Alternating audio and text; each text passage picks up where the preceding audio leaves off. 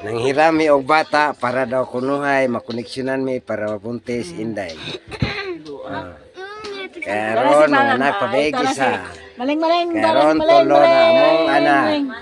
Nanghirami og bata para koneksyonan na mo aron makoneksyonan mi aron mabuntis si inday kay mangita na og manghod si Jipon og si King. Nya magbuntis na si inday og babae unta. Ambot lang og tinuod ba ni ug may tabo ni maayo makabata pa mig isa nga babae. Kay gusto mi og babae nga bata. Kay aron na mi igat dili igot ang amuang bata.